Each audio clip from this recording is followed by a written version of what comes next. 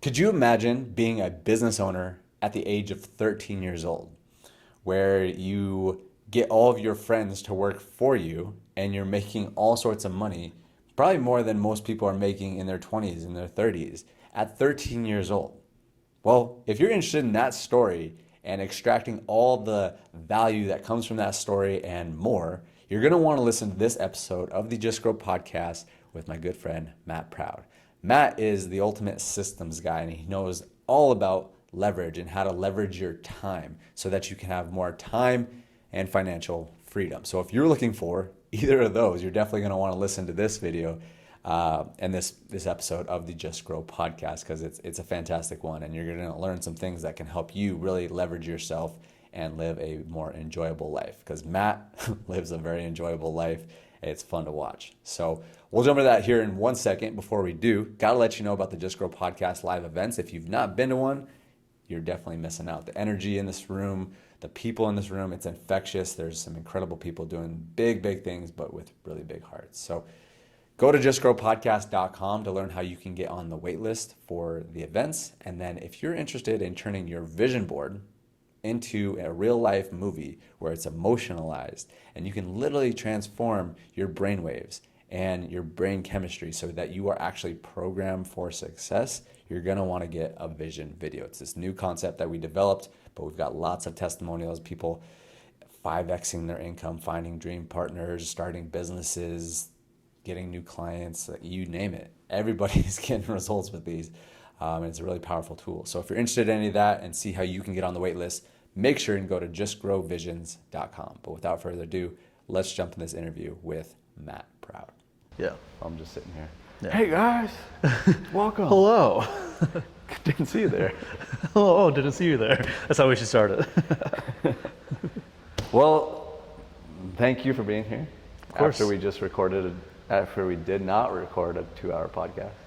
Yeah, we just had an hour and a half conversation before the podcast. Normally it's like we just jump right in, even if I don't know the person very well. But it's funny because I probably know you better than a lot of the guests. Yeah. We've hung out more than most people that have been on here. Yeah. And yet we decided to sit down and talk for a couple hours. I got to learn so much stuff I didn't know about you. Yeah. No, well, now you got some good context. Yeah, like it's so many directions to go from. But I mean, one, just to like show you some acknowledgement, man. I just, like I told you, like Matt Proud, straight chilling. Like that's you. You're just chill. Everything's just like easy flowing, good vibes all the time. Mm-hmm. And that's what I really admire and respect about you. And I'm just really grateful for you as a friend, because it's like you're always someone cool to hang out with. But I really admire and look up to you as just a person for how you approach and attack life. So appreciate that.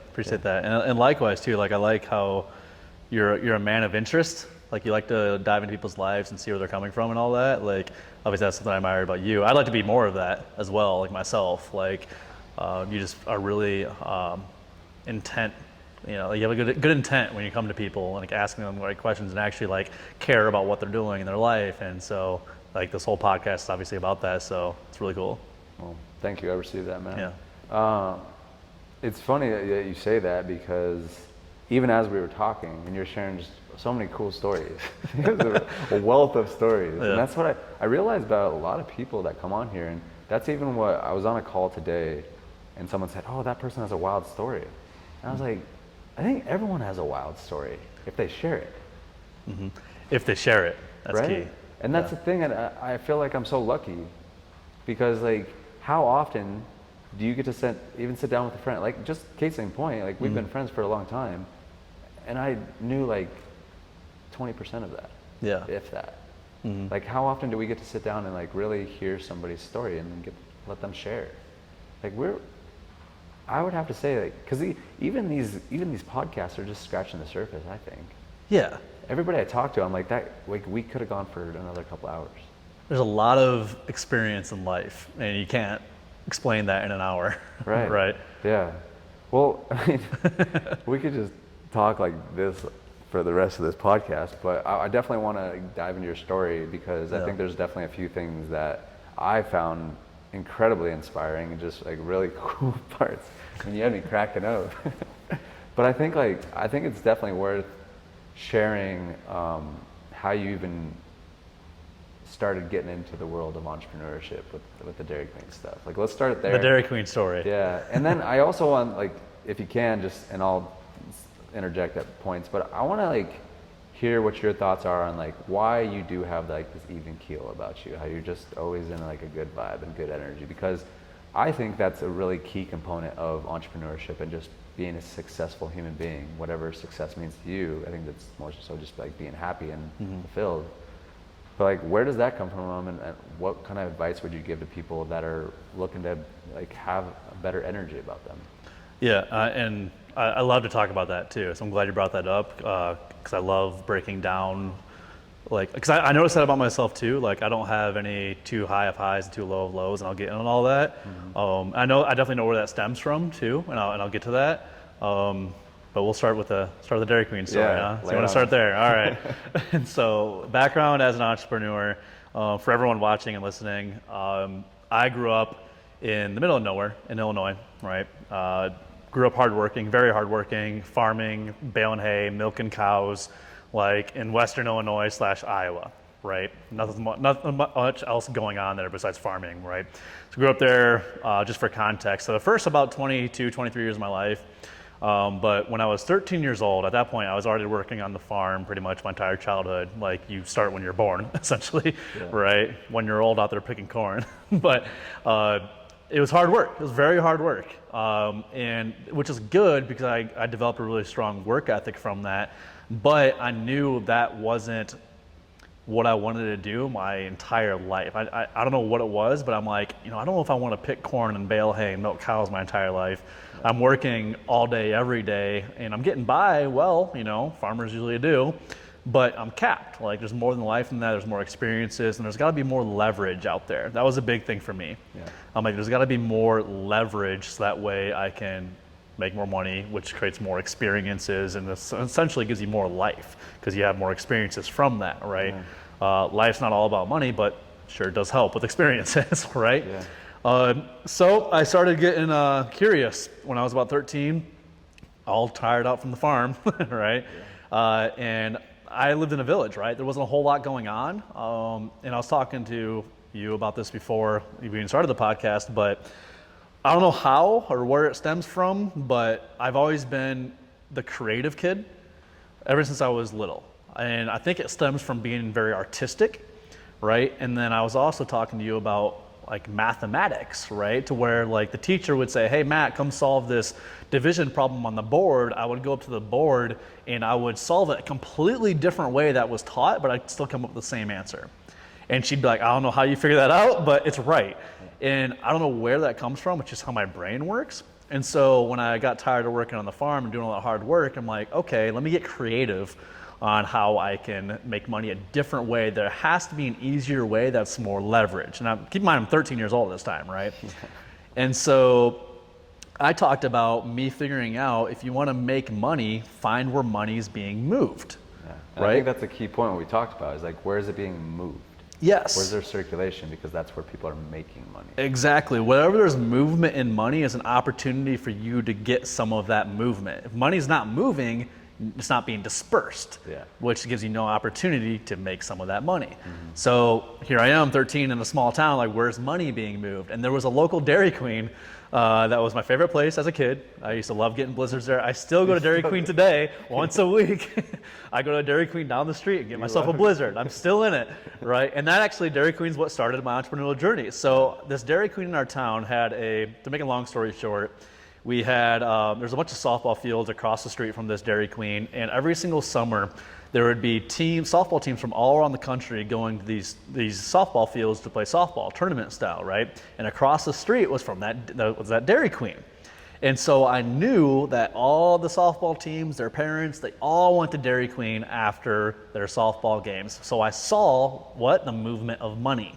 I saw a lot of money moving from those people at the softball tournaments to Dairy Queen, right? So I said, there is some kind of opportunity because there's a lot of money movement going on. So what I ended up doing was, this was 20 years ago. I was 13, I'm 33 now. So digital wasn't really a thing. It didn't really exist. Marketing obviously existed. It's been around forever. But back in the day, if anybody remembers this, instead of like the coupon cards that are on your phone and apps, they used to be on like an actual business card where you peel away little stickers, right, and claim a coupon for something at a restaurant, right? You literally peel off a sticker and hand them this little sticker to redeem the item. I got online and I found a company that wholesales these cards to businesses like Dairy Queen, right? So Dairy Queen could go to this wholesale company and say, hey, design these cards, I want all these discounts on it, and then Dairy Queen would give them away or sell them, whatever it may be. But I came up with the concept of what if I created these cards, these discount cards? I went to the wholesaler, essentially used their website to mock up fake Dairy Queen discount cards, made one, and then I walked into the Dairy Queen when I was 13 and asked for the manager, and I slapped that coupon card on the desk and I said, what do you think of this? And they said, whose Dairy Queen card is it? This isn't ours. We didn't make this. I was like, I made it. They're like, what do you mean you made it? So I was like, I made this coupon card. I want to sell these for you guys. So that way you can get more people from the softball games in here redeeming ice cream offers and discounts that you already have existing. And so I'm going to market them for you on these coupon cards. And they said, well, what do you get out of it? Do we have to pay you for this? Like anything? I'm like, don't worry about that. I'll take care of it. I'm going to sell these things for $10 a pop.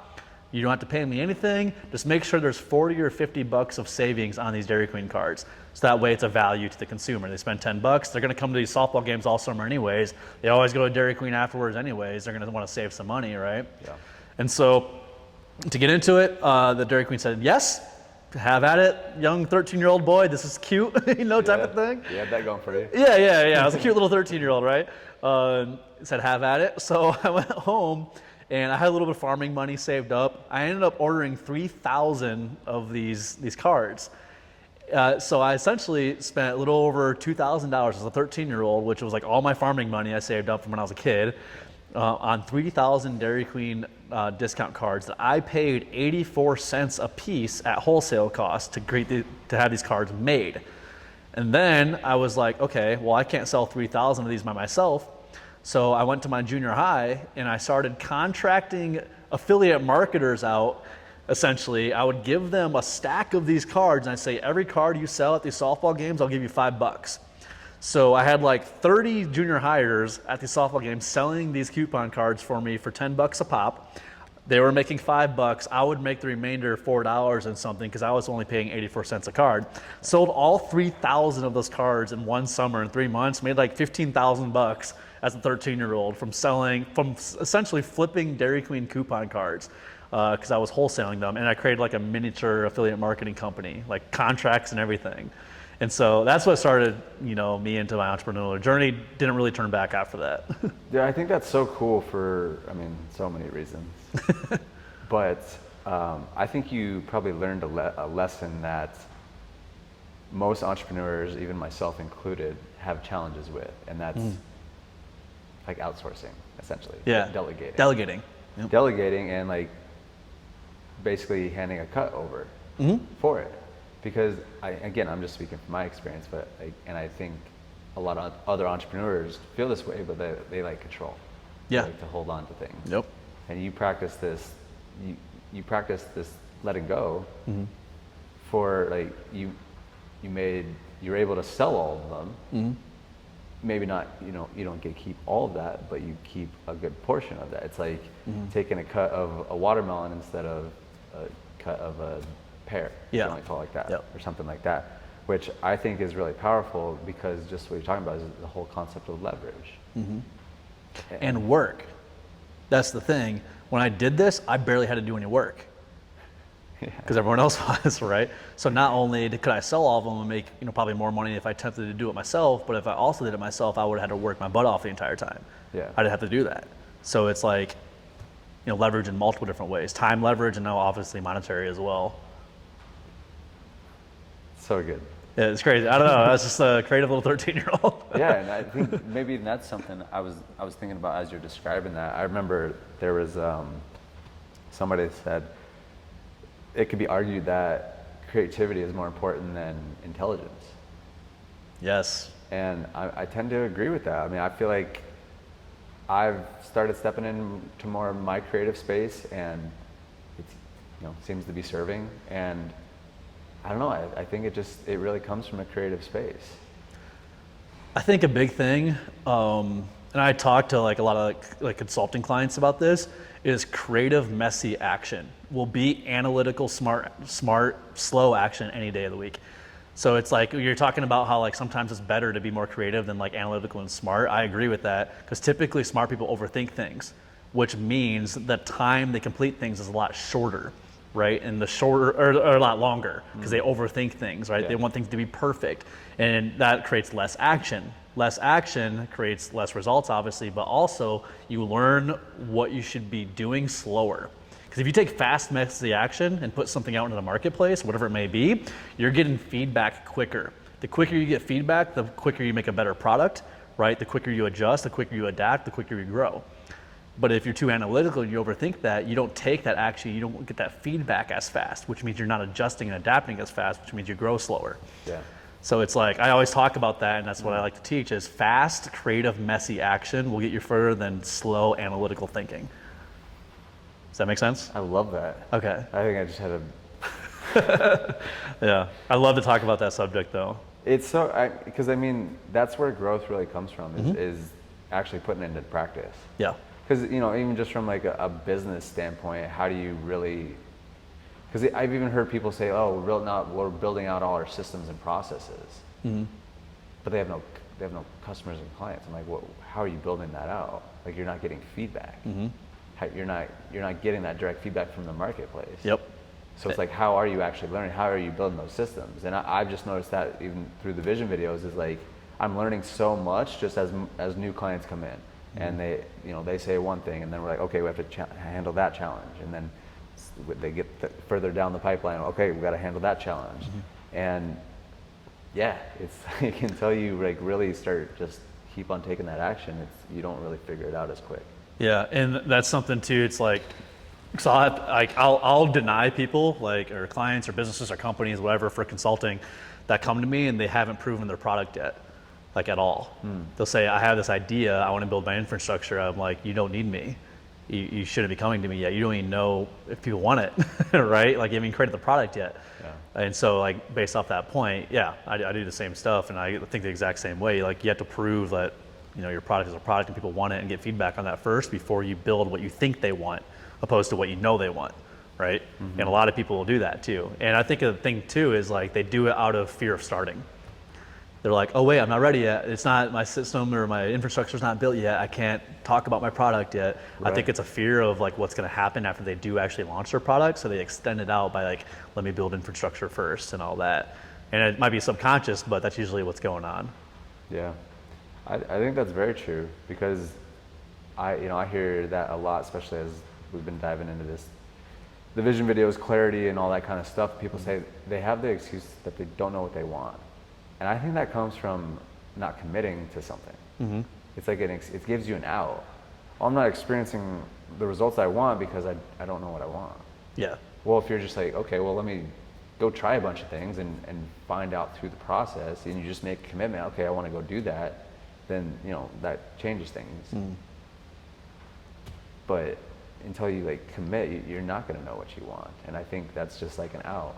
Yeah, so it is. I think that all coincides with what you're saying, is like, just take the damn action and just do it and figure it out as you go along the way. Yes, fast, messy, creative action.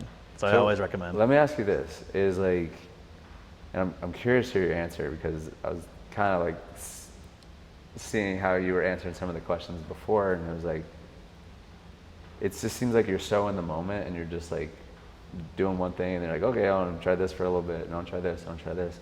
Like, why do you do what you do? I think for me, it stems back to, one, like my absolute passion is like helping people directly, like, and typically business and the money that comes from business will help them with whatever they want to experience in their life and like have a better lifestyle. And once again, it's like, I don't like to tie everything to money, but once again, it helps. Yeah. Right. And so it's like, for me, why I do what I do is definitely for the impact, 100%. right? But like what I actually do, like as far as like being a systems guy and a tech guy and things like that, it definitely stems from my, I think, just natural curiosity to be creative constantly. It's like I've been like that since I was born, since I was a kid. I'm always doing something different and creative and unique and figuring out unique, solutions to problems.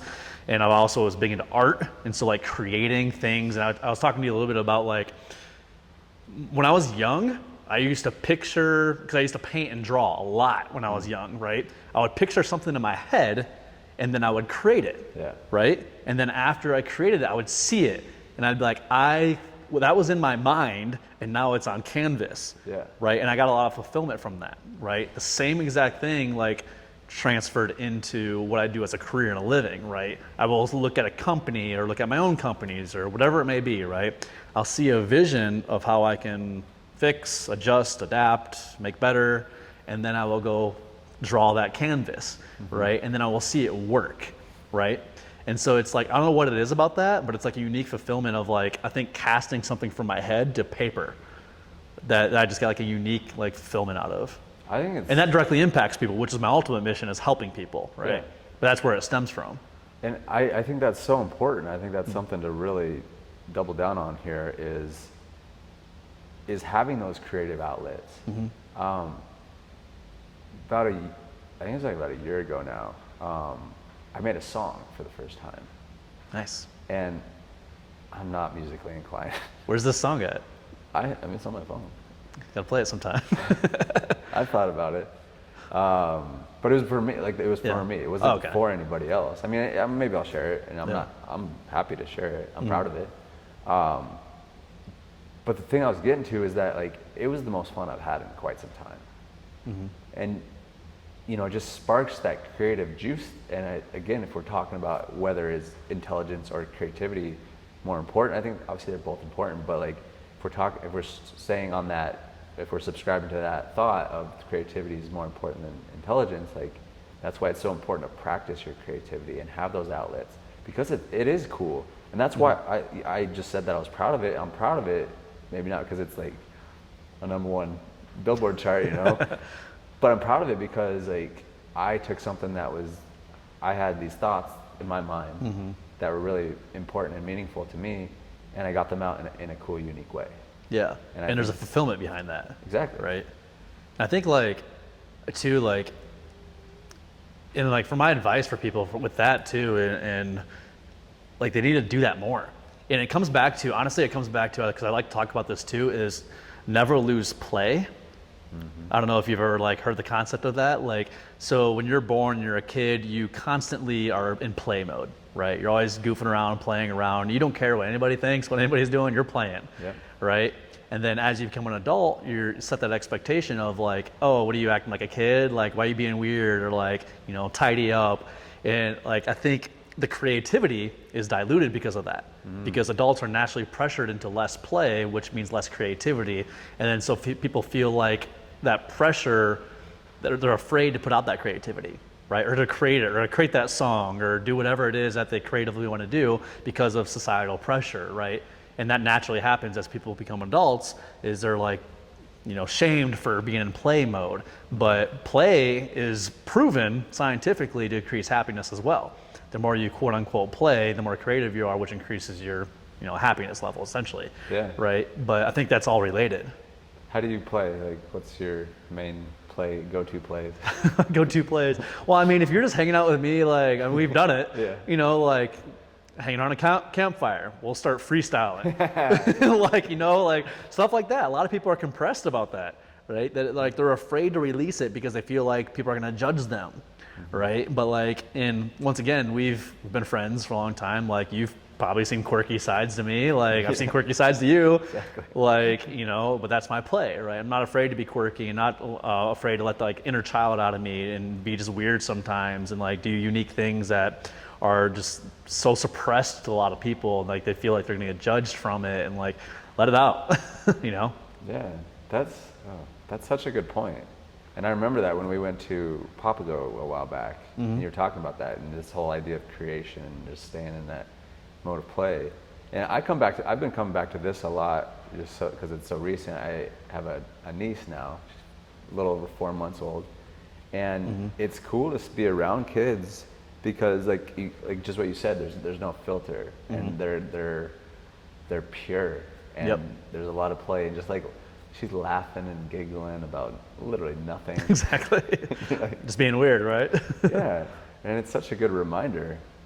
I love that, man. Yeah, that's big. That's big for me. Like, always remember to never like suppress that inner child. You know. Right, and I think here's another good point is, and I recognize this with Cody and you. You talk about again the whole money thing. It's not all about money, but money can cause a lot of stress and pressure if it's not like handled to a degree. I mean, even Cody talked about that, is like he wanted to get to a baseline where he's not worrying about base necessities.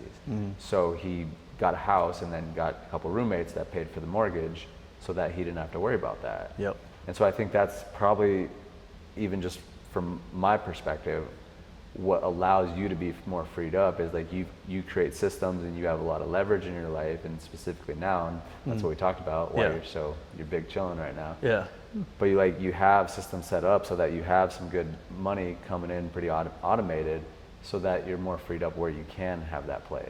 Yes. And I think that's a big reason too of why I choose like the business models I choose, is for that exact reason. Like, to not have to think about, like the example of Cody, right? To not even think about that, like the basic necessities and like, and some, right? It's like that frees me up to never have to suppress my quote unquote play, right? I can kind of just go do whatever I want, whenever I want, right? Which allows me to express that more often, right? And have the freedom to be able to do that. That's a big reason why I feel like, even subconsciously in my mind, why I like that business model so much, because it allows me to do that, for sure. I hadn't even thought about that before, really, but it definitely makes sense. Yeah, it really dawned on me when Cody was talking about that, because it's just like I resonate with it. I do. I mean, I stress about money from time to time, for sure, and it drops the creativity, because it's like you're so focused on this, you're fixated on that. Like, how can I solve this problem? And now let's move over. Until that problem is solved, it's really hard to like play and have fun. Yeah, exactly. Which obviously has a big role, on your mental health and all that. Yeah. So I mean, that's a whole nother conversation. Whole nother talk. Would you say, like, what's your take on like seeing things before in your mind? Like, we obviously talked about this in terms of like putting art in place, but like in terms of like even what you're doing with business, what's your thoughts on like seeing stuff in your mind, having that vision about it, and like having that belief that it's going to happen even before it happens? Oh, that's a tough one. And like, some people just have like because obviously there's different type of brain types, right? I think some people just have that like uncanny ability to really find like problems fast. Like, when we're related to business, or art's a whole different story, right? And I honestly don't know how to explain it. It's like, for me, it's kind of like second nature, I guess, to where I can see a business model or someone's company, whatever, and just instantly know exactly where everything can be improved and how to piece it together. And I know if I can create that in real life, which usually I can, that it will help them in one way or another. Like, I don't really know, honestly, where that stems from. It's just, I don't know, my type of brain, I guess. So that's what you're saying, though, is like you see it before it happens. Yeah. And where that comes from, not sure. Just my creative brain, I guess. I'm just really good at, creative solutions and coming up with them fairly quickly and like finding those problems fairly quickly. I don't think that was obviously the technical side of it was a skill, right? But I think the rest of it is more just like a natural brain type. So what would be your advice to someone in terms of like, do you think it's important for them to have a vision and like know what they want to, like, obviously you're not going to know everything. Yeah. And, that even like kind of contradicts what we were saying before of like, know exactly what you're doing before you take action. Yeah. But do you think it's important to like have at least somewhat of a vision before you're like to work towards that you're going after? Or is it just like, just go with the flow and figure it out? Yeah, so I like to talk about this too. And there's a lot of like debate about this, about long-term vision and short-term vision, right? I'm a short-term vision guy. Okay. So like a lot of people are like, I know where I'm going to be in 40 years. It's like, do you know what the chances of like that actually being the actual situation in 40 years is going to be? Highly slim. Why? Because you don't know what's next. You don't know what's next in life. And if you're taking a lot of fast creative action, you're going to have a lot of changes, you're going to adapt a lot of things are going to move around, and you can still be just as happy in 40 years as you expected to be, but what you're actually doing is probably going to be a lot different, right? And so I'm a big believer in short-term vision, right? So I'm thinking like days, weeks, and months out. Like I typically don't plan over a year, right? Because I know I'm going to adapt, I'm going to change, and something's going to move around, right? And I also think like if you plan too far out, it comes back to the point of not taking enough action as well, because you give yourself more time. That's a big thing for me too.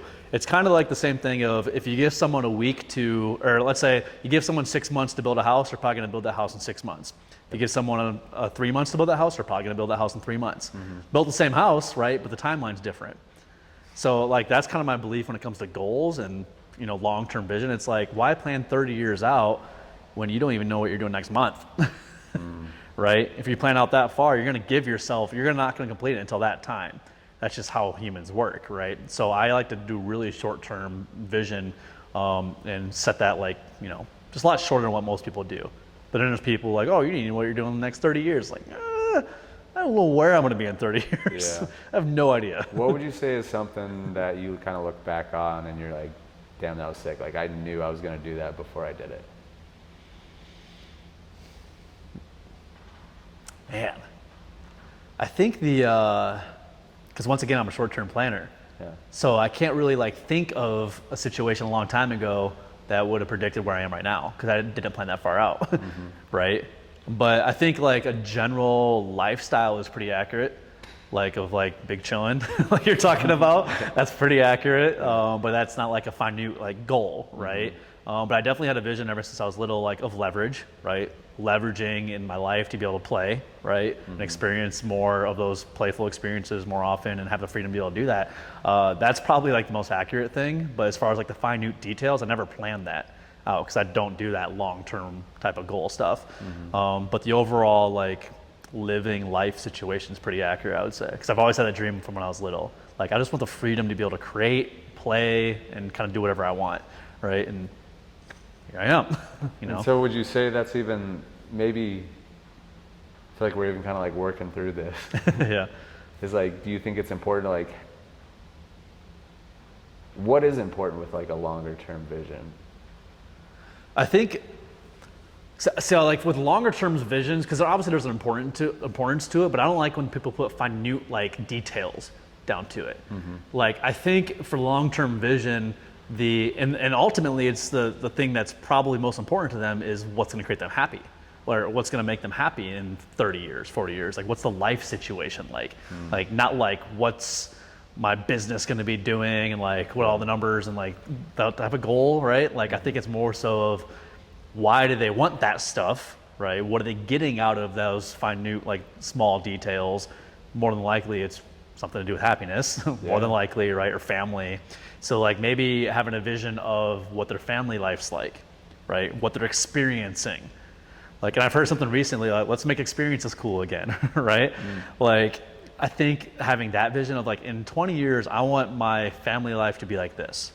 I want my life experiences to be like this, right? And that's my vision. And like, for me, that's what I've always like thought of, right? I didn't think of like the minute details of what's going on in my life to be that. I was just like, okay, in 10 years, 15 years, I want to be able to have the freedom to get up and travel to wherever. Costa Rica, like yeah, going to Costa Rica in a couple of weeks. So it's like, I think more so of visioning yourself in like your ideal happy situation and what that looks like as far as that, rather than like the analytical detailed size of like career choices and all this other stuff. Because I don't think that is usually pretty accurate for most people. And once again, it gives them a lot more time than what they probably need to be able to accomplish that stuff. Yeah. Huh. Interesting. I like that. And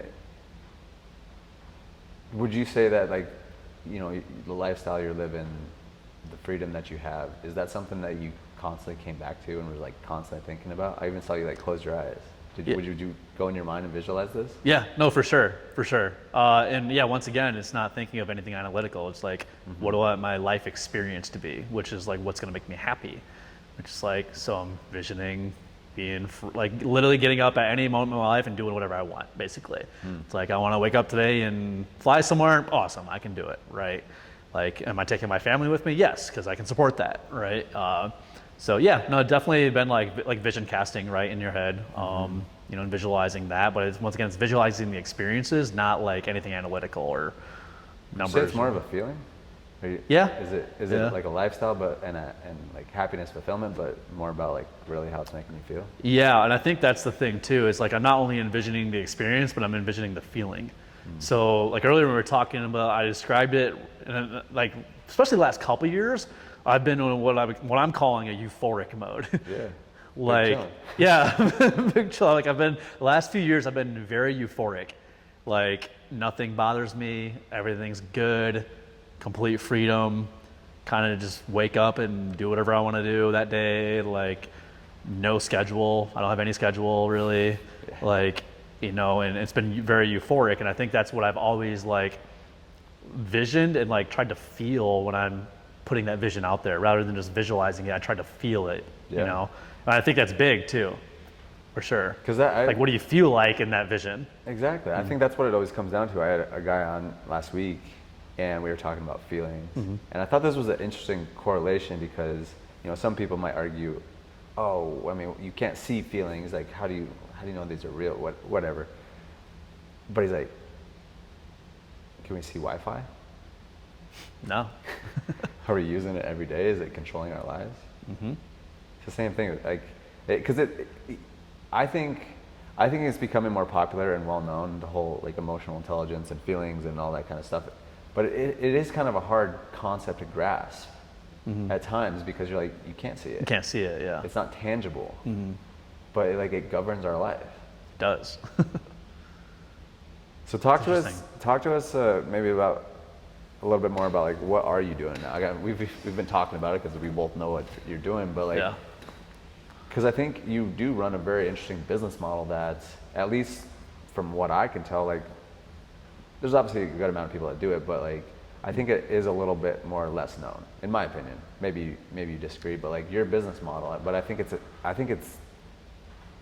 it's just incredible, like because it sets up your life the way you've set it up, and then allows you to have that lifestyle and play it more. Yeah, it's so well, for anybody listening or watching, I have a small portfolio of SaaS companies, which is software as a service for those non-techie people. It's heavily known, but very few people do it because it's hard to build and grow, right? So like it is common as far as like knowing and being aware of it, but not a lot of people build them. They don't know how to build them, and they don't know how to grow them typically, because it's difficult for sure to be able to build a SaaS company and grow a SaaS company. But you know, I've just developed skills over a long period of time to where I can do it now, and I can create them like that, right, with a snap of a finger. And I think like what really made me fall in love with that business model was everything we're talking about. Because like, what do you get out of that business model? If you're not familiar with SaaS or software, it's essentially like a monthly subscription service to tech. For normal people, I like to say it's like Netflix, right? A bunch of people around the world are subscribed to Netflix. Netflix gets paid every single month for using that service or that software, right? I create them in the business management space, very similar thing. Businesses need help managing all their systems and infrastructure. My software does that. They pay monthly subscriptions, yada, yada. Do you want to share like some like more tangible examples that maybe give people a little bit more context? Of what a SaaS is? Or just like an example of like one of your businesses, if you want to share. Yeah, I'll share, because a couple of them I keep very private. Sure, yeah. My more public one is Coachmatics. Nick's a user, yourself a user of it.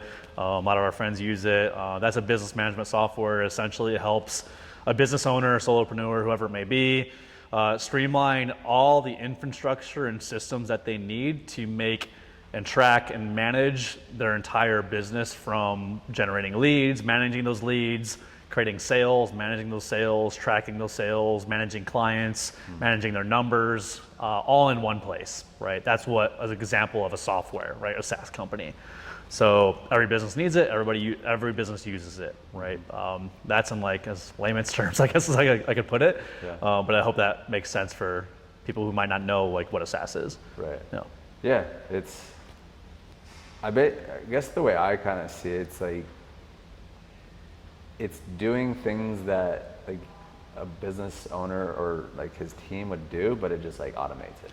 Yeah, exactly. Yeah, it's basically leverage. That's what software does. It creates leverage in a company to get more sales, right? Or less stress in their life, save them time, right? A lot of different things that it does all of those, right? But yeah, it's leverage essentially, and leverage no matter what way you're looking at it, whether it be leverage for sales, leverage for time, leverage for stress, like helps with all that, right?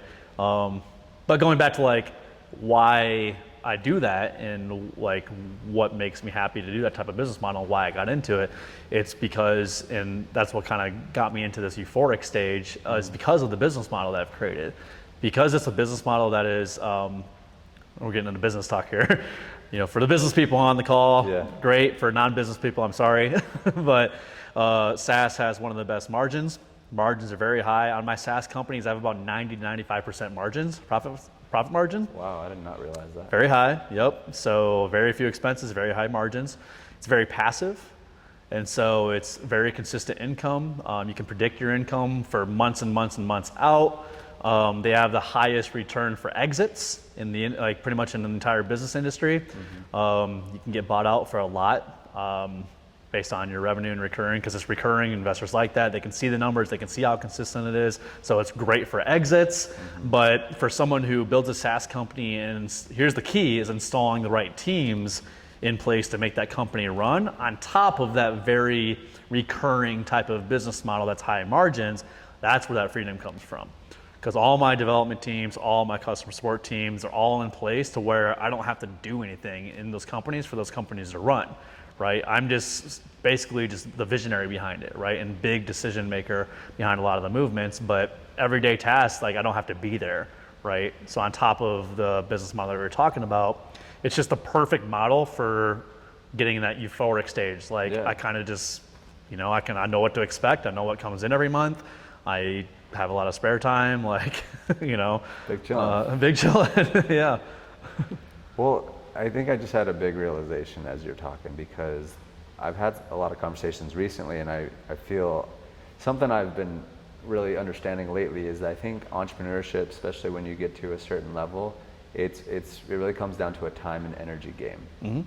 And how do you get more of it? Yep. And again, like the realization that I'm having now is that like why you've been successful is because you're really good at getting more time back and more energy back, because you've set up you have a business model that like coincides with that. Yeah. Which allows me to focus on like really passionate things. Instead of like just trying to grind and Yeah. figure it out and see how you make money and survive. And Exactly. And like the thing too is like, when we say big chillin', that doesn't mean I'm not doing things, Yeah. right? I'm doing things that I really, really enjoy, and it's still in the business world, but it's like really big passion projects in business though. It's like, that's not even close to work for me. Like it's what I would be doing anyways, right? So it's like big chillin', I'm not just sitting around doing nothing, right? It's like, I'm really focusing on like big vision passion projects and like heavy impact type of stuff, because I have the time and energy to do that and not to worry about anything, you know, really. So it allows me to really get the most out of like my big passion projects, which I absolutely love, you know, so that's my quote unquote big chillin' time. Yeah, Big passion projects. yeah, I think that was good to, I keep saying that, but Yeah. I No, that makes sense though. I know you're working. Yeah. What, let's say there is anybody watching that is kind of like in that phase where they're just kind of like, they're in that phase of struggling. They're stressed about money. They want what you got. Well, what's one of your biggest pieces of advice? Passion. You have to get into business something that you're passionate about. People chase money, and I mean, sometimes that works, but you'll get burnt out really quick, right? Whatever you're creating more than likely won't be a good product if you're not passionate about creating it, right? Or if you're getting to a service just because of the money, more than likely you're not going to fulfill on that service very much because you're not passionate about it, right? And so I think it's like, if you're really stuck and struggling, like see what you're chasing. See why that's happening. Are you chasing something that you're truly passionate about? If not, that's probably why you're struggling, right? And then once you do find that passion, right? And you figure out the way to provide that people with value attached to it, right? Whatever that passion is. Back to what we were talking about earlier, don't be afraid to start being messy, right? Fast and messy. That's all I always recommend. Fast and messy, right? Don't overthink it. Don't think you have to be perfect to start, right? Whatever that passion is, just go out and go for it. Just start talking to just start talking to people and see what they say. That's the biggest thing that I like to tell people is like, go talk to your friends, go talk to your family, get feedback on what you're passionate about as far as how you're, whatever that business is, right? Get feedback and adjust that product, that service according to what they're saying. Don't try to predict what you think they want, right? And then go try to build the infrastructure for that, because what's going to happen is you're going to run out of time and you're going to run out of money just to build a product that no one's going to want. And then you're going to get more in the hole and you're going to get more down on yourself, right? So first thing is definitely look at what you're doing, make sure it's a true passion of yours, make sure you'd actually enjoy doing it, and there's not like a money behind it. And a lot of people get that mixed up too, where it's like, I think I'm enjoying it, but are you enjoying the actual process, or are you enjoying the money that you think will come with it? I think there's a big misconception with that. They're like, oh yeah, I enjoy this. Or do you enjoy the money that's coming in behind it? Yeah, how do you decipher? If you weren't getting paid. If there wasn't a money attached to it, would you enjoy doing it still? If the answer is no, then that's not the thing that you're passionate about, it's the money behind it. But once again, if you're not passionate about the thing, the product, the service, it's going to be lacking, which means it's not going to do well typically. Or you're going to provide a bad service, or you're going to create a bad product because you don't like the product, you like the money. Yeah. Right? And people will know that. Customers will know that. Businesses will know that. Whoever you're selling to will know that. They'll see it. They'll feel it. Your energy will be off when you're trying to sell it. Like, you got to be passionate about it. That will translate into everything. That's interesting. You say that. I think it's such a good point, because coming back to the whole conversation about feeling, we all feel things. Even if you don't, I would say, even if you're not even like necessarily tapped into your emotions as much. Yeah. You like on a subconscious level like feel shit, even if you can't like understand it. Yeah. And there'll just be times when, like, let's say like someone's trying to sell you, and you're just like, something feels off here. Something feels weird here. Right? Yeah. And it's probably because they're like, I want the money. Like, I'm just chasing the money. But you come across somebody that's really passionate, and they're just like, they're not even selling. Yeah, they're selling, but they're just like excited about it. And they're like, oh, this thing's amazing. Like, you got to have it. Like, it's so cool. It changed my life. It's done this. Yep. Like, something feels right here. Yep. He's excited about something. Right? She's excited about something. And I think it comes back to, like, we didn't necessarily talk about this, but I've been following a lot of Hormozi stuff lately. Yep. And he talks about that all the time. And it's interesting because I came from a space of like the affiliate marketing world, which is an interesting world. Yep. But it's all about just driving traffic and making money. Yeah, exactly. Yeah. You didn't create the product. Exactly. Yep. But he's really shifted my perspective on that. And one of the things he's always talking about is that if the only way that you could get another customer was from a referral, how would you treat your customer? Yep. How would you build your product? You'd make it an experience. And I think everything's important to a business. Marketing, sales, operations, fulfillment, everything's important. But I truly believe, and I'm willing to bet you're kind of in the same boat, if the product is on point, then everything else seems to flow a little bit easier. That's a fact, yes. And no, I know exactly what point you're talking about with Hormozi, and I remember when he said that. And it's so true, and the reason why I can definitely say that is all my SaaS companies, I do zero marketing. Yeah, exactly. I don't have a marketing department. Exactly. I've seen some ads from you recently. That's not my SaaS company. Oh, okay. That's not for any of my SaaSes. Gotcha. I have no marketing behind either of those. Yeah. It's all referrals. One company has no marketing department, no affiliate program, nothing. And it's the biggest SaaS company, all through referrals. The other SaaS company is through an affiliate program, but that's referrals as well. Obviously, it might be a little money driven there, but it's like one of them is strictly because it's a good product. I'm passionate about it. I know how it helps people. And it goes back to your point, where it's like, if you had to generate only business through referrals, how well would you create your product or your service? You better be passionate about it at that point, right? Yeah. Well, that's the only way that, like, there's no way that you're gonna be able to sustain that if you're not passionate about it. Oh yeah, burnout's real, for sure. And people in sales do that a lot. That's why sales have such, like, the position of sales has such a short-term lifespan.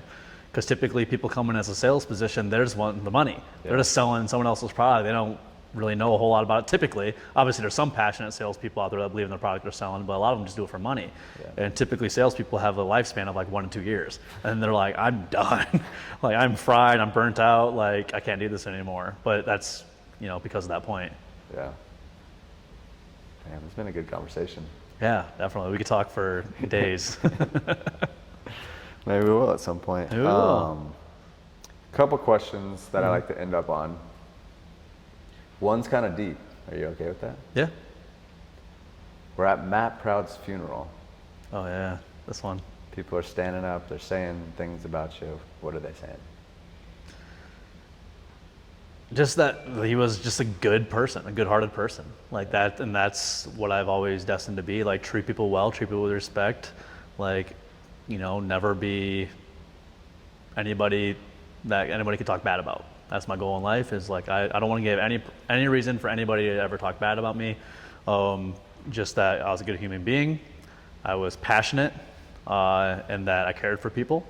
And I really did want to impact people, and they've been impacted by me in one way or another. Because that's my ultimate goal is like, obviously you have to have self-care, right? But a lot of my energy goes into caring for others and impacting them, and that's like my true passion. So I hope that reflects on those people, and that's what they're saying about me.